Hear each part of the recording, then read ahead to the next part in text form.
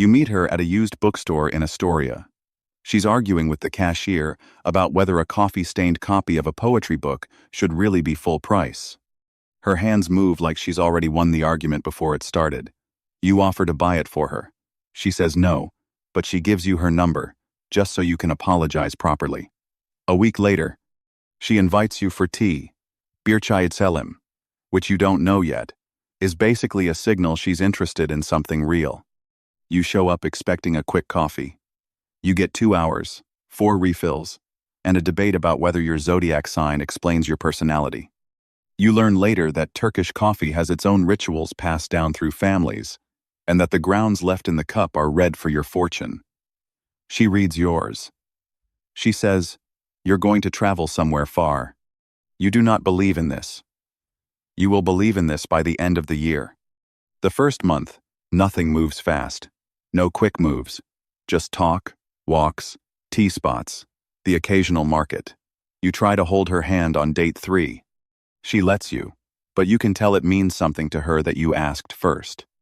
You learn she's not telling her parents about you yet. New relationships stay private at first, because telling the family is what signals you're serious. You don't take this personally. You take it as a countdown. 3 months in, she texts you a photo of her mother's living room and says, "We're having tea Sunday." You panic.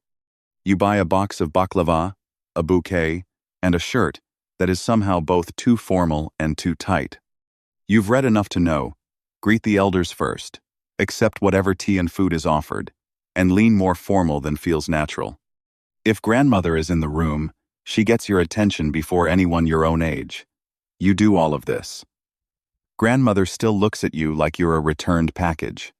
The tea comes with a full spread. You didn't order baklava, Turkish delight, savory pastries called börek, and simit, all appearing like the table just naturally grows food when guests arrive.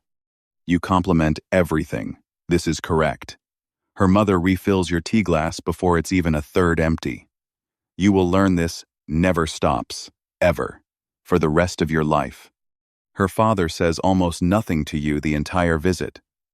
He watches you the way a man watches weather he doesn't trust yet. Her mother, by contrast, asks you 11 questions in 20 minutes.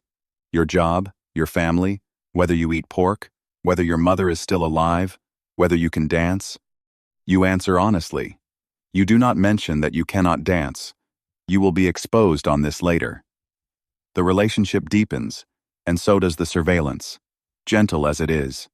Her aunts start asking about your hometown, trying to find some thread that connects your families, some mutual acquaintance, some proof you're not a stranger. You have none. This seems to concern them slightly. It does not stop the tea from being poured. You start noticing her phone buzzing constantly, her mother, her aunt, her cousin, a family group chat that never sleeps. You learn that calling elders on important days and checking in constantly isn't an obligation to her. It's just how the family stays a family, generation to generation. You mute your own family group chat regularly. She has never muted hers once in her life. This tells you everything. The nicknames start. She calls you things in Turkish you don't understand, delivered in a tone that could be tender or could be an insult you genuinely cannot tell. You ask her to translate. She laughs and says, "You don't need to know everything." You decide this is either deeply romantic or a long con. Possibly both. Dinner at her place stops being an event and starts being a lifestyle. The table always has variety, always more than you can finish, and the whole point is making sure the guest, even the guest who is now basically furniture, feels cared for. You try to help clear plates once. Her mother physically blocks you from the sink with one arm, like a crossing guard. You sit back down. You've learned to pick your battles. You notice how much weight is put on respecting elders and consulting them before big decisions, not as a formality, but as something genuinely load-bearing in how the family runs. When you mention a job opportunity in another city, she doesn't answer right away. She says she needs to think, and also, quietly, that she should probably talk to her mother about it. You find this strange for approximately 1 week. Then you stop finding it strange. Public affection becomes a small, ongoing negotiation. Around her friends, she holds your hand freely. Around certain older relatives, she pulls back slightly. And you learn this isn't about you. Older generations still frown on public affection, even if the younger ones have mostly stopped caring. You adjust your PDA settings depending on which room of the family you're standing in. It becomes a kind of muscle memory. The gifts start arriving without occasion. A jar of homemade jam. A hand towel embroidered by an aunt you've met exactly once. A small blue and white glass eye charm that her mother presses into your palm without explanation. You ask what it is. She says it's for protection, so that no one's jealousy or bad energy touches you. You wear it. You don't fully believe in it. You also never take it off. Rocky night happens the first time you're deemed serious enough. Small glasses, meze plates multiplying across the table.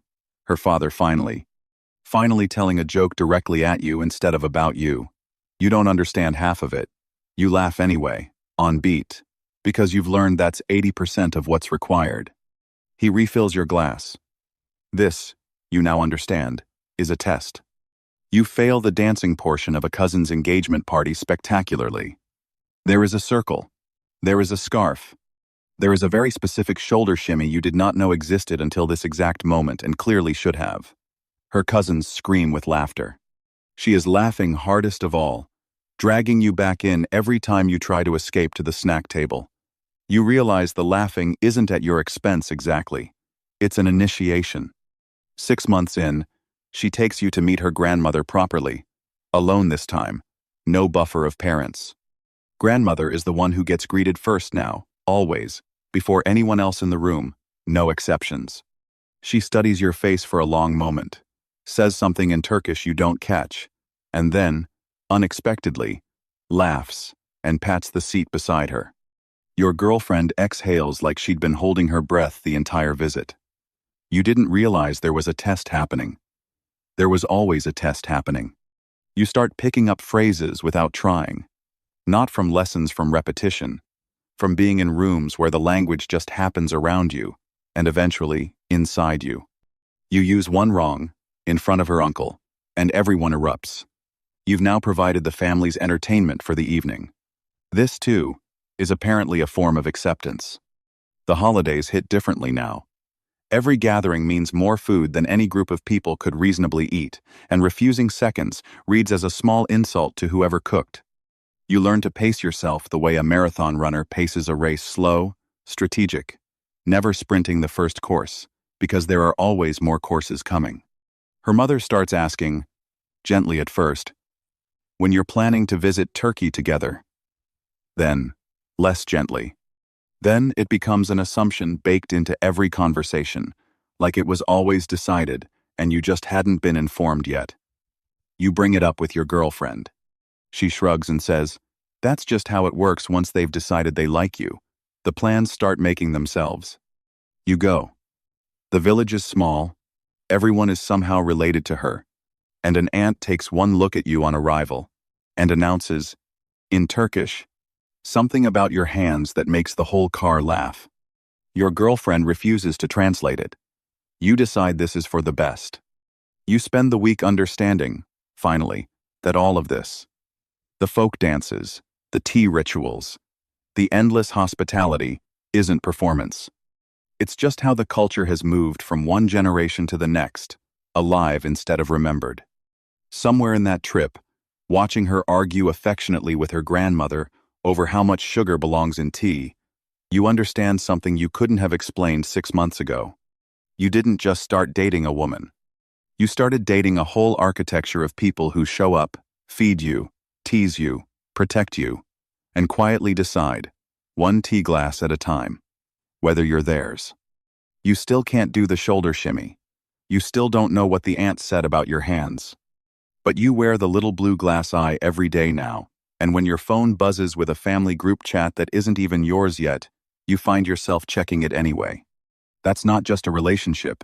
That's a slow, warm annexation. One glass of tea, one plate of food, one test you didn't know you were taking, at a time.